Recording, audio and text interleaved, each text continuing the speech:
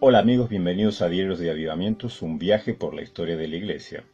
Vamos a analizar algunos vídeos del padre Javier Olivera Rabasi, que la mayoría de ustedes conocen. Él es doctor en historia. Antiguamente, cuando un profesor o un doctor de historia nos decía algo, nos enseñaba algo, teníamos que aceptarlo porque nosotros no teníamos forma de recurrir a las mismas fuentes, es decir, la información estaba acotada, limitada, no había tantos recursos, ya sea de bibliografía, de internet y bibliotecas digitales donde uno pudiera recurrir para verificar, comprobar si lo que el profesor estaba diciendo era verdad o no. Las cosas han cambiado y hoy podemos, gracias a Dios, verificar si lo que nos están enseñando tiene relación con la verdad o si se está manipulando, falseando los datos históricos para beneficiar una postura y menospreciar la otra. Yo al padre Javier Olivera Rabasi hace muchos años que lo sigo. Sobre todo lo empecé a seguir cuando en un momento comencé a pensar en regresar al catolicismo romano. Ustedes saben que yo vengo del catolicismo romano y después de muchos años en el evangelicalismo, es normal que se piense, aquellos que venimos del romanismo, se piense, ¿y qué pasa si vuelvo a Roma? Sobre todo a mí que me gusta la espiritualidad de la Iglesia Católica Romana, como por ejemplo el monacato, la vida de los monasterios y toda esa espiritualidad y esa mística católica que a mí siempre me atrajo y me apasiona. Por eso la estudio, porque me gusta muchísimo. Francisco de Asís, Santa Teresa de Ávila, son, bueno, personajes de la Iglesia que tienen muchísima riqueza en el tema de la espiritualidad y en el tema de la mística. Y entonces no me avergüenza decirlo que llega un momento en que yo miré de regresar nuevamente a la Iglesia Católica Romana. Entonces miraba, veía los vídeos de Rabasi y de otros apologistas romanos. Pero, claro, como les decía al principio, hoy tenemos recursos bíblicos, recursos bibliográficos, recursos digitales donde uno puede acceder a esa información y no ya estar simplemente sometido a la información que se nos brinda y tener que aceptarla sin posibilidad de confrontarla y ver si es verdad o no, si nos están mintiendo o no. Y comencé a analizar lo que el padre Javier Olivera Rabasi enseñaba en sus vídeos acerca de historia y me hizo acordar a mi sacerdote cuando yo era romanista, al padre Gustavo Mola, me acuerdo, se llamaba, que aparte era el director de mi colegio donde yo estudiaba. Y recuerdo que en aquella época, en la época donde la Iglesia Católica Romana era fuerte, aquí en mi país hacía poco que habíamos salido de la dictadura y bueno, la Iglesia Católica Romana había estado muy apegada a lo que era la dictadura militar aquí en Argentina. Los militares, los jerarcas militares eran muy romanistas, muy católicos romanos de ellos. Así que hacía poco que salíamos de la dictadura y bueno, yo estaba allí. Y te decían no estudies la Biblia, no la leas por ti mismo porque te vas a volver loco. Tú aceptas lo que te dice el magisterio, lo que te dice la iglesia, tienes que aceptarla. Si el sacerdote se equivoca, bueno, él rendirá cuenta a Dios, pero tú tienes que rendir cuenta de tu obediencia, es decir, tú obedeces lo que te manda el sacerdote. Y si ves algo que no te gusta, calla, porque si tú lo das a conocer o publica aquello malo que haya hecho un sacerdote en la iglesia, entonces a la que se verá afectada es la amada iglesia y entonces tú estarás dañando a la iglesia. Y te ponían entonces la carga sobre uno. Es decir, no sobre el que hacía lo malo, sino el que veía y quería reaccionar contra lo malo. Te ponían el impedimento de que si tú hablas, denuncias, entonces estás odiando a la iglesia porque la estás destruyendo. Bueno, así se manejaba la Iglesia Católica en aquellos tiempos. Todo se manipulaba, todo se pervertía.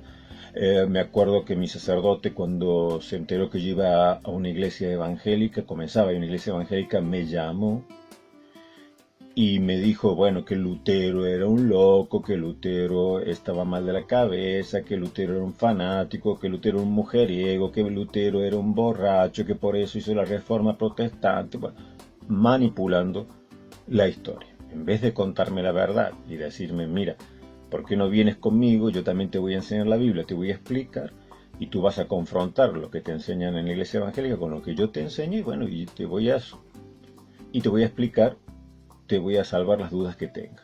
Pues no hizo eso, optó por el camino rabasiano. Es decir, yo escuché a Rabasi, lo escuchaba con verdadera atención, sin prejuicio, porque mi corazón se estaba inclinando a volver a la Iglesia Católica Romana.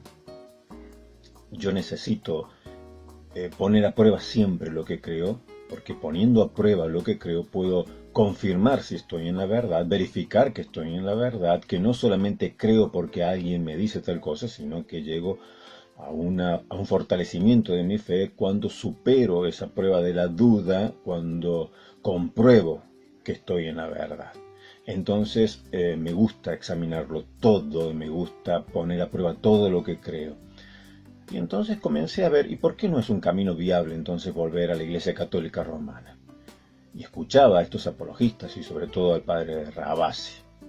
Pero como les dije, me hacía recordar a aquellos sacerdotes antiguamente, antes de que aquí en el año 1985-86, que en Argentina comenzó un avivamiento de las iglesias evangélicas, y se hicieron grandes campañas evangelísticas por todo el país, y multitudes de personas católicas romanas pasaron a las filas de las iglesias evangélicas que crecieron exponencialmente, pero hasta entonces era muy raro el protestantismo, el evangelicalismo aquí en Argentina era muy acotado, muy limitado. Por eso cuando yo conocí el Evangelio, cuando me predicaron el Evangelio en una campaña evangelística, claro, eso fue algo novedoso. Y el sacerdote, claro, no lo podía soportar. ¿Cómo puede ser que alguien que estudia en una iglesia, en un colegio católico romano, se haga evangélico, esté participando en la iglesia evangélica? Así que me llamó. Pero claro, en vez de darme razones para que yo permaneciera en la iglesia católica romana, lo único que me dio fue en falacias históricas que no son ciertas, o al menos que no me las puede demostrar. Yo terminé, obviamente, aceptando y confesando mi fe en la iglesia evangélica y, bueno, me echaron del colegio católico romano, este sacerdote. Entonces, al escucharlo al padre Rabasi me hizo volver hacia atrás y recordar todo ello, de cómo manipulaban la historia, de cómo malinformaban a las personas, la mantenían en la ignorancia. Tú no preguntes, tú calla, tú acepta esto, mira, esta es la verdad, esta es la historia y punto. Nosotros somos los que sabemos, tú eres un laico, obedece porque tú vas a ser juzgado por la obediencia. Si tu sacerdote, tu superior se equivoca, él rendirá cuentas a Dios.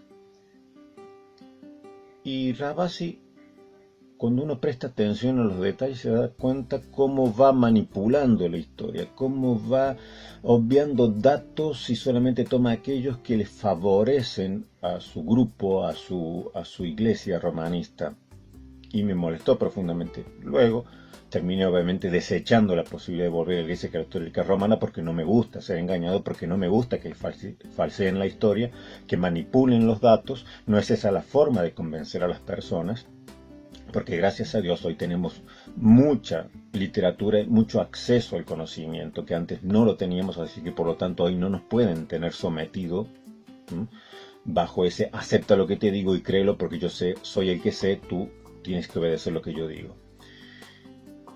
Y por ejemplo, escuchen lo que dice una de las tantas formas en que hay de manipular la historia, de torcerla para hacerla quedar favorable a su postura. Escuchen lo que dice el padre Javier Olivera Rabasi. En Italia tenemos otros frailes que más, tanto ahínco pusieron para reformar la iglesia que lo terminaron matando. El caso famoso de Savonarola, Girolamo Savonarola, ¿no? Famoso caso de este fraile dominico que por predicar tan ardientemente la pobreza, el abandono del mundo y todo, en un momento se cansaron en Florencia, en Firenze, en Italia, y lo terminaron quemando en una hoguera, porque el tipo se intentó convertir al mundo entero en un convento, digamos, ¿no? Y incluso que los laicos entregaran sus bienes y las mujeres se despojaran de sus joyas, de sus vestidos, de su... Bueno. Él dice que el pueblo se cansó de Savonarola, de aquel predicador, profeta, que llamaba al arrepentimiento a Florencia. Recordemos que Savonarola era monje, pero también era el prior del convento de San Marcos de Florencia. Savonarola predicaba contra dos grandes poderosos en aquella época. Los Médicis, que gobernaban Florencia, que eran una de las familias más poderosas de Italia. Lorenzo el Magnífico. Lorenzo el Magnífico era Lorenzo de Medici. Y el otro poderoso era el Papa. El Papa Alejandro VI. El Papa Borgia. El Papa que en español es Borja, pero se le conocía como Borgia. ¿Quién era Alejandro Borgia? Y esto viene a colación porque él dice que fue el pueblo el que se cansó de Savonarola. No, no fue el pueblo. Eso es una manipulación histórica. Quien se cansó de Savonarola no fue el pueblo, primero fue la familia Medici, porque Savonarola predicaba contra estos poderosos. Recordemos que Lorenzo el Magnífico tuvo un hijo que fue cardenal muy jovencito fue nombrado cardenal y que llegó a ser papa. ¿Quién fue este papa? Este papa Medici, la poderosa familia de los Medici contra la cual predicaba Savonarola por los abusos de su poder, llegó a ser papa con el nombre de León X. ¿Quién fue León X? El papa al cual se enfrentó Lutero. León X era Medici, hijo de Lorenzo el Magnífico, de la poderosa familia de los Medici. ¿Quién era Alejandro VI? Rodrigo Borgia. Rodrigo Borgia era sobrino de un papa, Alonso Borgia, cardenal de Valencia, a finales de mediados del siglo XV, es nombrado papa con el nombre de Calixto III. Ni bien nombrado papa beneficia a sus sobrinos. Uno de estos sobrinos era Rodrigo Borgia, el que luego llegaría a ser papa con el nombre de Alejandro VI. Fue beneficiado con muchísimos cargos. Recuerden que en aquella época la iglesia concedía muchos cargos, algunos se les concedía hasta niños de 6, 8, 9 años, algunos eran nombrados cardenales con 13 años. Todos estos cargos eclesiásticos no necesariamente tenían que ser personas que eran sacerdotes, sino que eran cargos eclesiásticos de los cuales ellos recibían dinero por estos cargos. De todo lo que en tal pueblo, en tal ciudad se manejaba, todo lo que se pagaba a la iglesia, lo que la iglesia cobraba en diezmos y en licencias y en un montón de cosas que la iglesia católica romana cobraba, según el cargo eclesiástico se quedaba con una parte. Rodrigo Borgia recibió muchos cargos eclesiásticos y fue acumulando poder y riqueza, al igual que luego veremos los hijos del Papa Borgia, de Alejandro VI, también recibieron cargos eclesiásticos a la edad muy temprana, de 6, 9 años, y que le permitieron también seguir acumulando aún más riquezas. Por eso cuando nos dicen que nuestros pastores evangélicos y protestantes cobran el diezmo, se nota que nunca han leído un libro de historia eclesiástica, porque cualquier libro de historia eclesiástica nos mostrará que en aquella época, que es a finales de la Edad Media, el Renacimiento, los papas de aquella época dispensaban a todos sus familiares cargos eclesiales, lo cual se llama nepotismo, poner a familiares en funciones, en cargos eclesiásticos, y a sus amigos, y bueno, era una venta y una compra de estos cargos eclesiásticos, porque se compraban los cargos eclesiásticos porque ellos rendían mucho dinero, hacían muy rico a aquel que obtuviera un obispado, a aquel que obtuviera un cardenalato. Cualquier cosa que usted obtuviera como cargo eclesiástico le rendía muchísimo dinero por todo lo que cobraba la Iglesia Católica Romana en todas las áreas, tanto en el comercio, tanto en el ámbito civil. La Iglesia recibía dinero y de ese dinero, según el cargo, la función eclesiástica, se quedaba con una parte. Leamos lo que dice este libro de Iván Cloulas, que es un especialista en la época del Renacimiento. Los Borgia, fama e infamia en el Renacimiento. Rodrigo Borgia, cuando es nombrado, primero es nombrado por su tío el Papa, es nombrado cardenal. Cardenal diácono, en aquella época, es decir, un cardenal que no necesitaba ser sacerdote, simplemente era cardenal pero sin tener los votos de sacerdocio. Dice, Rodrigo Borgia se encuentra a sus anchas en la lujosa corte del Papa veneciano. También él vive a la manera de los príncipes de la época, rodeado de cortesanos y de amantes. De una de estas amantes nace en 1467 o 1468 un hijo, Pedro Luis, cuya paternidad reconoce inmediatamente y que será legitimado el 5 de noviembre de 1481 por una bula de Sixto IV, otro papa. Luego vienen al mundo, hacia 1469, Jerónima o Girolama y luego Isabel, nacida hacia 1470.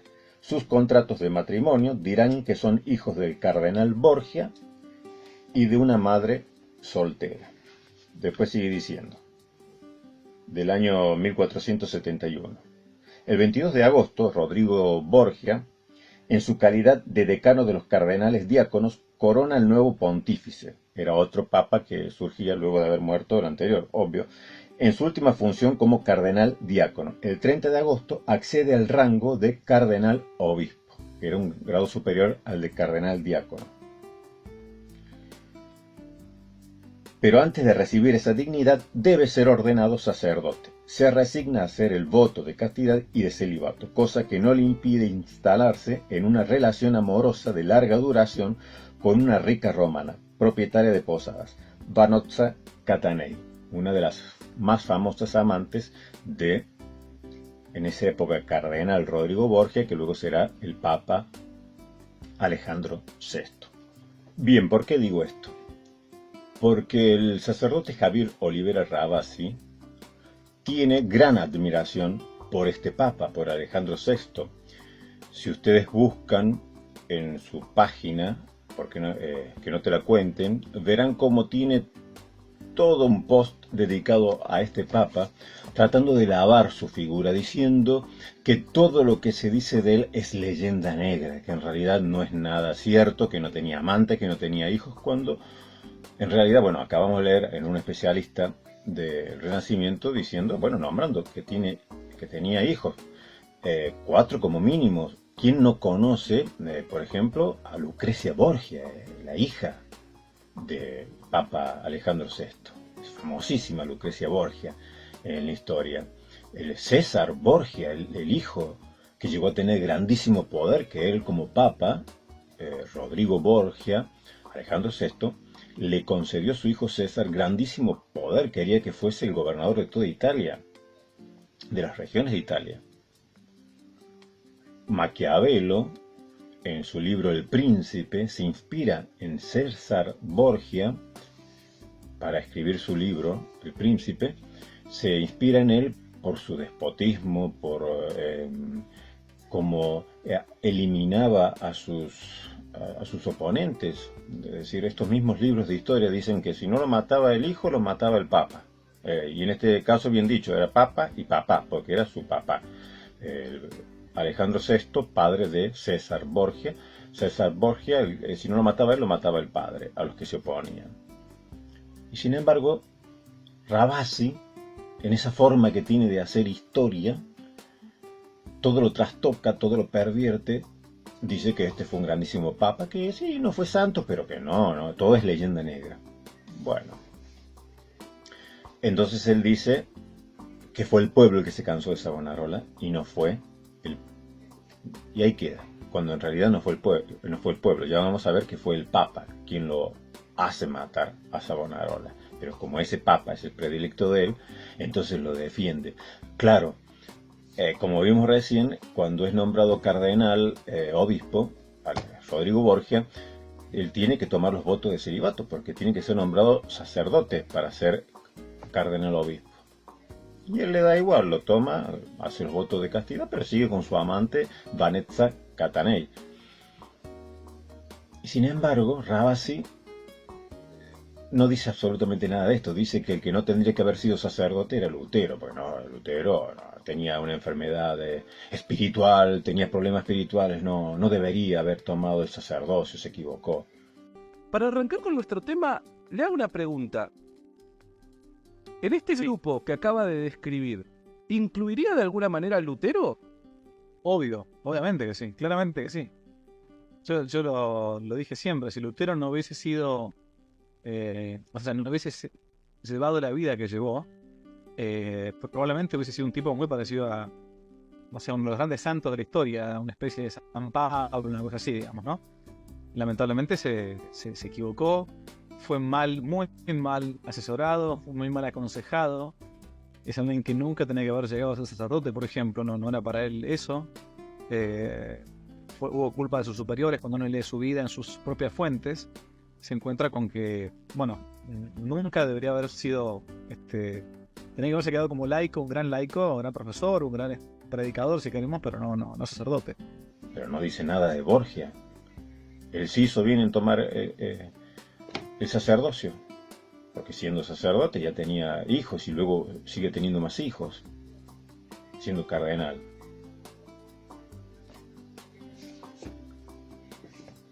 Veamos qué dice otro libro de Leopold von Ranke, Historia de los Papas.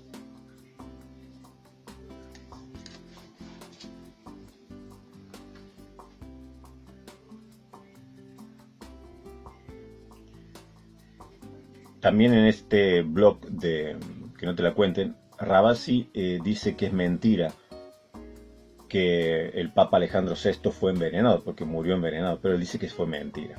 Es decir, esa es la forma que tiene de hacer historia, como aquellos historiadores rancios de la Iglesia Católica Romana en la Antigüedad, que, bueno, decían que Lutero era un loco, le decía que eran esto, que toda la historia la pervertían, hasta que después del Concilio Vaticano II comenzaron a salir mejores historiadores de la Iglesia Católica Romana, mucho más centrados, mucho más con una visión ya ecuménica, entonces buscando ser justos, verídicos, imparciales, como por ejemplo en el libro de García Villoslada, Lutero, un fraile hambriento de Dios, que es una de las mejores biografías que hay acerca de Lutero, son 2 tomos, no niega absolutamente todas estas historias de Lutero acerca de que era un loco. No, dice que literalmente, dice García Villoslada, el historiador católico, sacerdote católico y catedrático de universidades católicas, de que Lutero era un genio.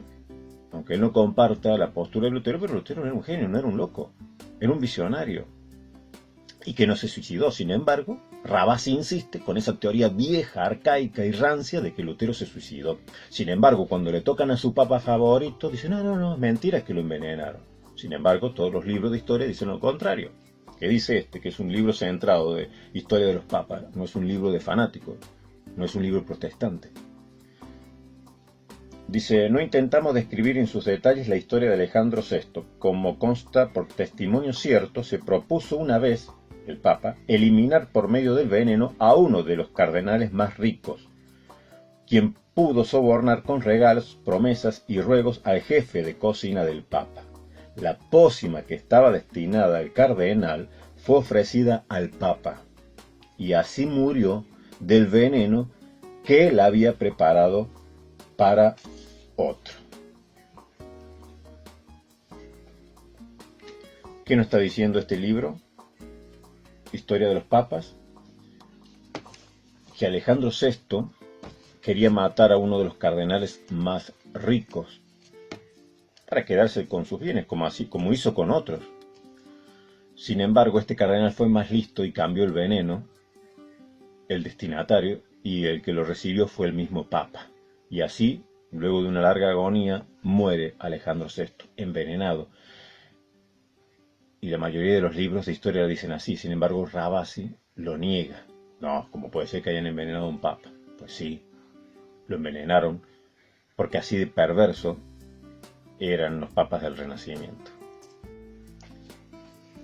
Recordemos que cuando Alejandro VI era cardenal Rodrigo Borgia, era uno de los 2 cardenales más ricos que existía. Tenía inmenso poder. Con ese poder llegó a ser papa, porque compró los votos. En esa época los votos se compraban, aunque Ravasi lo niegue. Eso se llama simonía, la compra y venta de cargos, bienes o beneficios eclesiásticos o espirituales. Una de las tantas cosas que atacaba Savonarola. Savonarola decía, no compráis ni vendáis las cosas espirituales, que deben darse y recibirse gratuitamente por amor de Dios. Pero Ravasi libra de toda culpa a su admirado Papa Alejandro VI y le echa la culpa de la muerte de Savonarola al pueblo. Veamos que dice a este libro. Savonarola es reformador y profeta de Álvaro Huerga, de la Biblioteca de Autores Cristianos, la Biblioteca Católica Romana. El Papa había excomulgado, primero quiso comprar a Savonarola el Papa. ¿Cómo se hacía en aquella época? Le ofreció un capello, un sombrero cardenalicio, un puesto de cardenal. Savonarola obviamente lo rechazó y no quiso silenciar su denuncia contra el Papa, su denuncia contra los poderosos Medici. Entonces, como no obedecía al Papa y seguían denunciando Savonarola las corrupciones, la sensualidad y toda la corruptela que había en los cargos eclesiásticos, la compra y venta de bienes y cargos espirituales eclesiásticos, el Papa primero lo excomulga y da órdenes de que todo en Florencia esté en contra de Savonarola. Amenaza a los comerciantes en Roma, los comerciantes de Florencia, que no les va a permitir comerciar y que los va a poner preso, y todo aquel que se junte con Savonarola también va a ser excomulgado. Entonces asaltan un día el convento de San Marcos para llevar preso a Savonarola, que estaba allí. Él era el prior de ese convento. A sangre y fuego entran, matan a varias personas. Se le comunica esto al Papa Alejandro VI. El Papa, en efecto, recibió la noticia del asalto y de la prisión y de la incoacción del proceso. Más adelante, un poquito más adelante, dice: se alegra, por supuesto, de la decisión. Arrestado junto con 2 cómplices, después de la resistencia armada o de la batalla de San Marcos, el Papa da gracias a Dios porque ha liberado a Florencia de las insidias del fraile rebelde y, punto capital, absuelve a la señoría de cualquier censura en que hayan podido incurrir por poner las manos en personas eclesiásticas, porque habían matado personas para entrar y llevar presos a Savonarola. Entonces el Papa se alegra de que hayan puesto preso a Savonarola y les dice que no importa si habían matado a personas inocentes, porque él les concedía la indulgencia a todo aquel que había matado para llevar preso a Savonarola. Y autoriza a la señoría de Florencia, la autoridad civil, a proseguir adelante en los arrestos e interrogatorios, incluida la tortura. No solo de los 3 frailes, sino también de cualquier persona que resulte complicada, aunque sean religiosos o dignidades eclesiásticas. Este es un libro imparcial, este es un libro, bueno, más imparcial, pero es un historiador católico romano. Es el mejor libro que existe sobre la biografía más completa y bastante imparcial que existe sobre Savonarola. Pero Ravasi dice que el Papa no tiene nada que ver.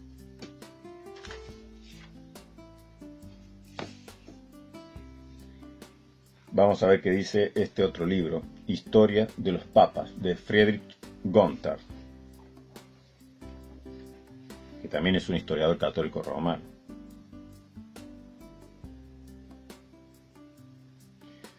Miren lo que dice acerca. El Papa Borgia pidió que se le torturara a Savonarola a fin de arrancarle la confesión de quiénes eran sus aliados entre los prelados de Roma. Recordemos que Savonarola quería que se depusiera al Papa por sus escándalos sexuales, por sus amantes. Recordemos que recién mencionamos que tuvo una amante que se llamaba Vanozza Catanei. Cuando Vanozza Catanei murió, tuvo otra amante que Vanozza Catanei era casada, pero cuando muere él tiene otra amante muy famosa, Julia Farnese. Y él la lleva al Vaticano. Y dice otro historiador, que ustedes también lo pueden buscar, es muy interesante lo que este historiador relata acerca de el papado del Renacimiento, y es un historiador católico romano, Giacomo Martina. Se llama Historia de la Iglesia desde Lutero hasta nuestros días. él dice que en el Vaticano a Julia Farnese, la amante del Papa, se la conocía como la esposa de Cristo. Así le llamaban, la esposa de Cristo, burlonamente, obviamente. Y a los hijos del Papa como un sobrino o sobrinos de un hermano del Papa. Así se le decía a los hijos del Papa Alejandro VI. Sobrinos de un hermano del Papa. Bien, como hemos estado viendo hasta ahora, Ravasi nos quiere decir que Lutero nunca debió ser sacerdote, pero no dice lo mismo de su papa predilecto, Alejandro VI, que tenía, como hemos visto, dos famosas amantes, hijos, famosos hijos como Lucrecia Borgia, como Juan, también que era duque de Gandía, como César Borgia. Pero él dice que no, él niega todo esto. Los libros de historia dicen que el Papa fue envenenado. Él niega esto, pero dice que Lutero se suicidó, se ahorcó. Cuando todos los historiadores, mejores historiadores católicos, dicen que no. Lutero murió. De muerte natural, de una enfermedad, pero murió. No se suicidó, murió.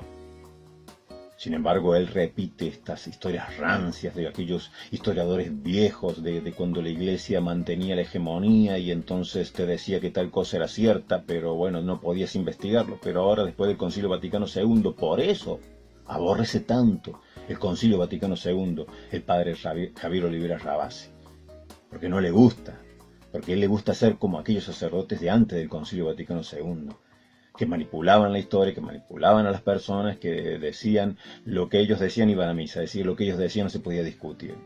Desde el Concilio Vaticano II hay una apertura, hay un equilibrio, pero a él no le gusta eso, a él le gusta la mano de hierro, como Alejandro VI, que si te estorbo te quito del medio, si no te quito del medio por las buenas, te quito por las malas, como hacías este Papa Alejandro VI o su hijo César Borgia. Estos son los líderes religiosos que le gusta a Ravasi, por eso tampoco no soporta al Papa Francisco, por más que diga lo contrario. Y ya lo dijo Rafael Díaz, ¿no? Que él tiene un vídeo donde lo grabó sin que se diera cuenta Ravasi en una entrevista, en un prólogo de una entrevista que tuvo con él, en donde habló peste del Papa Francisco. Ravasi sí, porque no lo soporta, no lo quiere. Es un sacerdote rebelde, yo le llamo un sacerdote protestante, porque hace lo mismo que Lutero, pero no tiene el valor de salirse de la Iglesia. Critica al Papa, critica el Concilio Vaticano II, pero no tiene el valor de salirse. Es decir, Ravasi nos critica a nosotros los protestantes porque nosotros podemos ejercer libremente el libre examen de las Escrituras, que no es lo mismo que la libre interpretación, es el libre examen de las Escrituras. Y él nos critica por esto, pero resulta que él practica el libre examen del magisterio. Es decir, él puede examinar el Concilio Vaticano II y hablar mal y criticar y decir que no está de acuerdo con ciertas cosas del Concilio Vaticano II cuando concilios son infalibles y cuando él tiene, son vinculantes, él tiene que aceptar el Concilio Vaticano II, le guste o no le guste.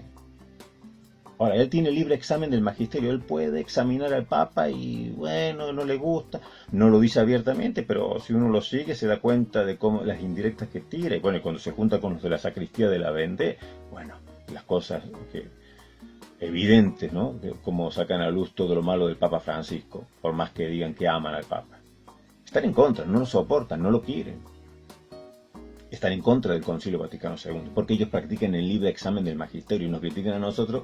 Ellos no pueden hacer eso, ni el libre examen de las Escrituras, ni el libre examen del magisterio. Sin embargo, ellos nos critican a nosotros por hacer libre examen de las Escrituras, que sí lo podemos hacer porque forma parte de nuestra esencia protestante, pero ellos hacen el libre examen del magisterio, cosa que no les está permitida. Y dicen, el Concilio Vaticano II no me gusta, yo soy de Tridentino, del Concilio de Trento. Ese sí que era un concilio santo. El Vaticano II no, eso fue una pantomima. ¿Quién no se entiende? Pero bueno, entonces critica a Lutero diciendo que se suicidó, critica a Lutero diciendo que era un enfermo mental o un enfermo espiritual, que tenía problemas, graves problemas, que esto, que aquello. Pero no dice nada acerca de Alejandro VI, es decir, no solo que no dice nada, sino que dice todo a favor, tapando con una goma, va borrando todas las cosas que los demás historiadores muestran acerca de Alejandro VI. Él dice que es mentira. Pero por si queda alguna duda de lo que era Alejandro VI, voy ahora a leer por último el Diccionario de Papas y Concilios de la editorial Ariel, que es de un autor que nadie puede dudar de su catolicidad, él y los que colaboran con él. Javier Paredes. Luis Suárez. Nadie puede dudar de la catolicidad de Luis Suárez, aparte un historiador de talla monumental, que escribió el mejor libro que hay, este también es de editorial Ariel, el mejor libro que hay sobre Isabel la Católica, Isabel Reina, de Luis Suárez. Tiene un premio nacional de historia este libro, es el mejor libro que existe acerca de Isabel la Católica. Nadie puede dudar de su catolicidad. También en este diccionario de papas y concilios colaboró Ramos Lizón. Ramos Lizón es un especialista en patrología, también historiador, catedrático, tiene un excelente libro de patrología. Es decir, estos autores no se pueden calificar de protestantes, son verdaderamente católicos. Leamos qué nos dice en el capítulo que toca Alejandro VI. Pasó por ser el cardenal más rico de su tiempo, lo que le permitió llevar un estilo de vida de un príncipe del Renacimiento. Elegante en sus comportamientos, versado en el derecho y hábil en los negocios políticos y en la administración de la curia, fue víctima de una gran sensualidad y del excesivo amor por los hijos que tuvo de diferentes mujeres.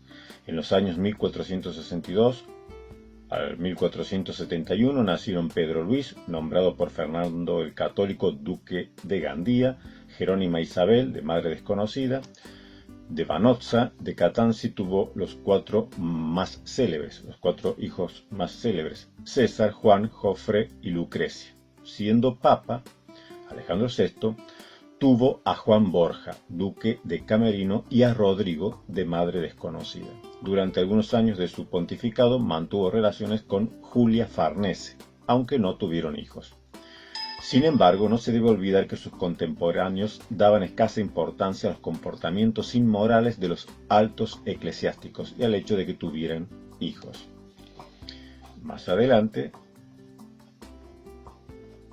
dice: en los años 1495 a 1498 tuvo que hacer frente al conflicto que provocó el dominico Savonarola, prior del convento de San Marcos de Florencia. Apoyado por la facción florentina contraria a los Médicis, pretendía instaurar un estado teocrático y en sus sermones designaba a Carlos VIII como el nuevo Ciro que venía a liberar a Florencia, Roma y a toda Italia de la corrupción y tiranía de la curia romana. Alejandro VI le prohibió predicar, pero no hizo caso. El 13 de mayo de 1497 fue excomulgado, pero continuó predicando contra la curia romana. Alejandro VI pidió entonces a la señoría que encarcelara a Savonarola, y una vez arrestado fue juzgado por comisarios pontificios y condenado. El 23 de mayo de 1498 fue ejecutado por el poder civil. Como ven, este diccionario de papas y concilios, que en el prólogo está firmado por el famoso cardenal Rouco Varela, presidente de la Conferencia Episcopal Española, en épocas de Aznar, del presidente de España. Es decir, este libro cuenta con una aprobación de la Conferencia Episcopal Española. Y lo que aquí dicen estos grandes historiadores católicos romanos contradicen, desmienten a las versiones falsas que difunde el tan famoso padre Javier Olivera Rabasi. Es decir, lo que Javier Olivera Rabasi enseña a sus súbditos, enseña a sus seguidores, es falso, es manipulación histórica, es tomar un hecho y solo contar la mitad que le favorece a él y la otra mitad que le perjudica, lo ignora, lo tapa, lo oculta. Hemos visto cómo Rabasi afirma que Lutero nunca debió ser sacerdote, porque tenía, según él, problemas espirituales. Pero yo les he demostrado cómo el papa favorito de Rabasi, Alejandro VI, Rodrigo Borgia, tampoco debía haber sido sacerdote, pues tuvo amantes, hijos siendo cardenal, y luego tuvo más amantes y más hijos siendo papa. cómo puso a sus hijos, usando el nepotismo, en cargos grandes, ¿m? Y los hizo ricos y poderosos. Lutero nunca hizo nada de esto. Lutero no tuvo amantes. ¿M? Lutero siempre luchó contra el pecado. Pero esto no lo ve Ravasi. Hemos visto cómo, según Ravasi, Lutero se suicidó cuando no hay ninguna fuente histórica que lo confirme o lo demuestre. ¿M? Sin embargo, niega que Alejandro VI, su papa favorito, el ideal de papa para Javier Ravasi, fue envenenado porque le salió mal la jugada cuando él quiso envenenar a otro cardenal para quedarse con sus bienes. Sin embargo, hemos visto que todo lo que Ravasi afirma como histórico es simplemente manipulación histórica para defender a su papa favorito, al ideal de papa que tiene Ravasi. Dice que fue el pueblo el que se cansó de Savonarola y que lo hizo ejecutar, cuando todos los libros que hemos visto de catedráticos católicos romanos afirman que fue el papa el culpable, el que se cansó porque Savonarola denunciaba su pecado, denunciaba sus amantes, denunciaba su nepotismo, su despotismo, su simonía. Pero Ravasi defiende a este tipo de sacerdotes y de papas, porque no le interesa la verdad, solo le interesa tomar la parte de la historia que a él le conviene y le favorece, porque sabe que él tiene un rebaño de ignorantes que no van a investigar. Ni la cabra loca que tiene al lado se tomará la molestia de leer algún libro para saber si lo que Ravasi está diciendo es cierto o es falso. Lo dará por cierto, como palabra sagrada.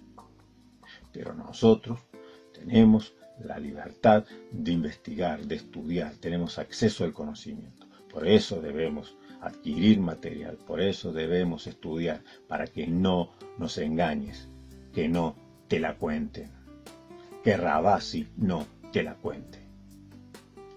Bien amigos, espero que hayan disfrutado de este pequeño viaje por la historia de la iglesia. Si te gustó, dale like, aunque los católicos les dé comezón, no importa, tú dale like y síguenos con la campanita, actívala para que no te pierdas ninguno de nuestros videos. Comparte este video en tus redes sociales para que la verdad se difunda. Y será hasta la próxima. Si el cabra loca nos deja y el maestro de cabras locas también nos deja.